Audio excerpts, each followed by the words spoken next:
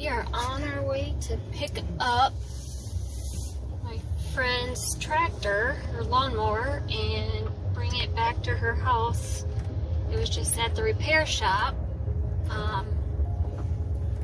And before, I would usually make my husband do something like this. Because I would not be comfortable doing something like this without River. He's that missing link that I need to have a life and not be isolated. River! He's trying to get the fishies. I tried for many years to get a service dog, and I ran into nothing but roadblocks. What's the roadblock? Why aren't dogs being, for lack of a better word, prescribed to veterans with PTSD more regularly? The gatekeeper for healthcare regarding veterans is the United States Department of Veterans Affairs. And if you look on their website and you look at PTSD and service dog, they say there's no evidence that a service dog will help a veteran with PTSD. And that's just out and out untrue. And we can prove that it's not true. So the reason that I entered the space of veterans with PTSD and their service dogs is that people have come to me and said, this is huge. These dogs are saving lives, and we do not have any science behind it. We've been able to, in partnership with Purdue University and the O'Hare lab there, to show that the dogs are doing lots of important things for our warriors. The most interesting is the morning cortisol.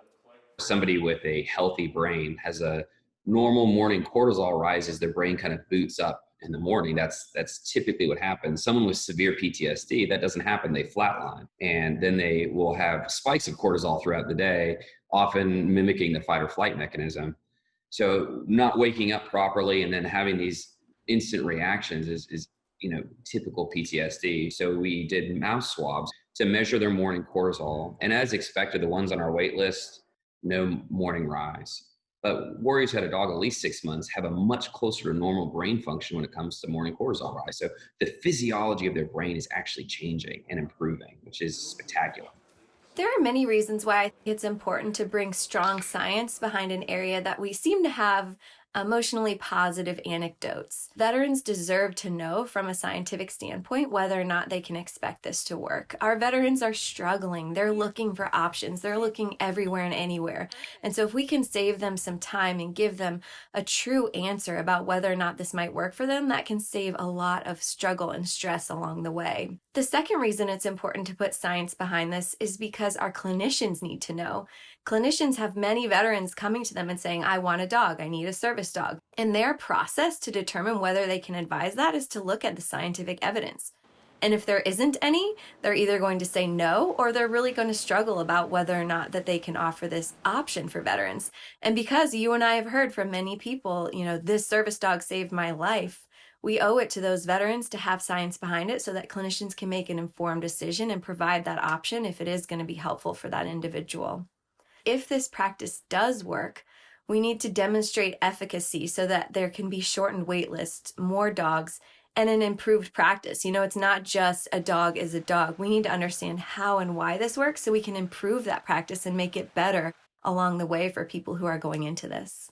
I've asked people at the VA what their problem is with, essentially seeing the benefit of service dogs for veterans with PTSD. And my conclusion based on their responses is that it looks like an uncontrollable expense, that they don't know how many veterans would want a service dog. They don't understand how they would get enough service dogs for veterans or how they would be able to even manage that kind of program for them. Our response has been, don't worry about it. Let us manage it. It's what we do. We're good at it. We don't do it for profit. So let's partner together and do this for as many veterans as we can.